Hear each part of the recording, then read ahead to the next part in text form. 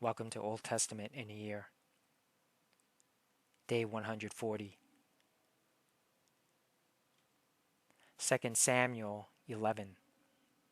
In the spring of the year, when kings normally go out to war, David sent Joab and the Israelite army to fight the Ammonites. They destroyed the Ammonite army and laid siege to the city of Rabbah. However, David stayed behind in Jerusalem. Late one afternoon, after his midday rest, David got out of bed and was walking on the roof of the palace. As he looked out over the city, he noticed a woman of unusual beauty taking a bath. He sent someone to find out who she was, and he was told, "She is Bathsheba, the daughter of Eliam and the wife of Uriah the Hittite." Then David sent messengers to get her, and when she came to the palace, he slept with her. She had just completed the purification rites after having her menstrual period. Then she returned home. Later, when Bathsheba discovered that she was pregnant, she sent David a message saying, "I'm pregnant." Then David sent word to Joab, "Send me Uriah the Hittite." So Joab sent him to David. When Uriah arrived, David asked him how Joab and the army were getting along and how the war was progressing. Then he told Uriah, "Go on home and relax." David even sent a gift to Uriah after he had left the palace. But Uriah didn't go home. He slept that night at the palace entrance with the king's palace guard. When David heard that Uriah had not gone home, he summoned him and asked, "What's the matter? Why didn't you go home last night after being away for so long?" Uriah replied, "The ark and the armies of Israel and Judah are living in tents, and Joab and my master's men are camping in the open fields. How could I go home to wine and dine and sleep with my wife? I swear that I would never do such a thing." "Well, stay here today," David told him, "and tomorrow you may return to the army." So Uriah stayed in Jerusalem that day and the next. Then David invited him to dinner and got him drunk. But even then, he couldn't get Uriah to go home to his wife. Again, he slept at the palace entrance with the king's palace guard. So, the next morning, David wrote a letter to Joab and gave it to Uriah to deliver. The letter instructed Joab, "Station Uriah on the front lines where the battle is fiercest. Then pull back so that he will be killed." So Joab assigned Uriah to a spot close to the city wall, where he knew the enemy's strongest men were fighting. And when the enemy soldiers came out of the city to fight, Uriah the Hittite was killed, along with several other Israelite soldiers. Then Joab sent a battle report to David. He told his messenger, "Report all the news of the battle to the king." But he might get angry and ask, "Why did the troops go so close to the city? Didn't they know there would be shooting from the walls? Wasn't Abimelech, son of Gideon, killed at Tebez by a woman who threw a millstone down on him from the wall? Why would you get so close to the wall? Then tell him Uriah the Hittite was killed too. So the messenger went to Jerusalem and gave a complete report to David. The enemy came out against us in the open fields, he said, and as we chased them back to the city gate, the archers on the wall shot arrows at us. Some of the king's men were killed, including Uriah the Hittite. Well, tell Joab not to be discouraged, David said. The sword devours this one today and that one tomorrow.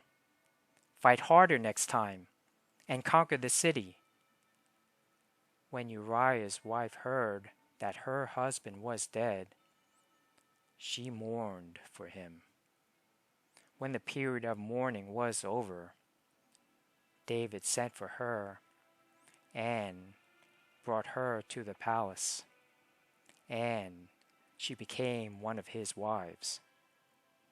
Then she gave birth to a son. But the Lord was displeased with what David had done. 2 Samuel 12. So the Lord sent Nathan the prophet to tell David this story. There were 2 men in a certain town. One was rich, and one was poor. The rich man owned a great many sheep and cattle. The poor man owned nothing but one little lamb he had bought. He raised that little lamb, and it grew up with his children. It ate from the man's own plate and drank from his cup. He cuddled it in his arms like a baby daughter. One day, a guest arrived at the home of the rich man. But instead of killing an animal from his own flock or herd, he took the poor man's lamb and killed it and prepared it for his guest. David was furious. As surely as the Lord lives, he vowed, any man who would do such a thing deserves to die. He must repay 4 lambs to the poor man for the one he stole and for having no pity. Then Nathan said to David, "You are that man. The Lord, the God of Israel, says, I anointed you king of Israel and saved you from the power of Saul. I gave you your master's house and his wives and the kingdoms of Israel and Judah. And if that had not been enough, I would have given you much, much more. Why then have you despised the word of the Lord and done this horrible deed? For you have murdered Uriah the Hittite with the sword of the Ammonites and stolen his wife. From this time on, your family will live by the sword because you have despised me by taking Uriah's wife to be your own. This is what the Lord says. Because of what you have done, I will cause your own household to rebel against you. I will give your wives to another man before your very eyes, and he will go to bed with them in public view. You did it secretly, but I will make this happen to you openly in the sight of all Israel." Then David confessed to Nathan, "I have sinned against the Lord." Nathan replied, "Yes, but the Lord has forgiven you, and you won't die for this sin. Nevertheless, because you have shown utter contempt for the word of the Lord by doing this, your child will die." After Nathan returned to his home, the Lord sent a deadly illness to the child of David and Uriah's wife. David begged God to spare the child. He went without food and lay all night on the bare ground. The elders of his household pleaded with him to get up and eat with them, but he refused. Then, on the seventh day, the child died. David's advisors were afraid to tell him. He wouldn't listen to reason while the child was ill, they said. What drastic thing will he do when we tell him the child is dead? When David saw them whispering, he realized what had happened. "Is the child dead?" he asked. "Yes," they replied. "He is dead." Then David got up from the ground, washed himself, put on lotions, and changed his clothes. He went to the tabernacle and worshipped the Lord. After that, he returned to the palace and was served food and ate. His advisors were amazed. "We don't understand you," they told him. "While the child was still living, you wept and refused to eat. But now that the child is dead, you have stopped your mourning and are eating again." David replied, "I fasted and wept while the child was alive. For I said, 'Perhaps the Lord will be gracious to me and let the child live.' But why should I fast when he is dead? Can I bring him back again? I will go to him one day, but he cannot return to me." Then David comforted Bathsheba, his wife, and slept with her.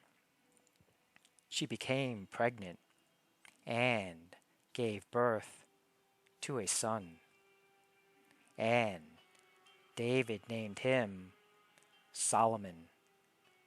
The Lord loved the child and sent word through Nathan the prophet that they should name him Jedediah, which means beloved of the Lord, as the Lord had commanded. Meanwhile, Joab was fighting against Rabbah, the capital of Ammon, and he captured the royal fortifications. Joab sent messengers to tell David, "I have fought against Rabbah and captured its water supply. Now bring the rest of the army and capture the city. Otherwise I will capture it and get credit for the victory." So David gathered the rest of the army and went to Rabbah, and he fought against it and captured it. David removed the crown from the king's head, and it was placed on his own head. The crown was made of gold and set with gems, and it weighed 75 pounds. David took a vast amount of plunder from the city. He also made slaves of the people of Rabbah and forced them to labor with saws, iron picks, and iron axes, and to work in the brick kilns. That is how he dealt with the people of all the Ammonite towns. Then David and all the army returned to Jerusalem.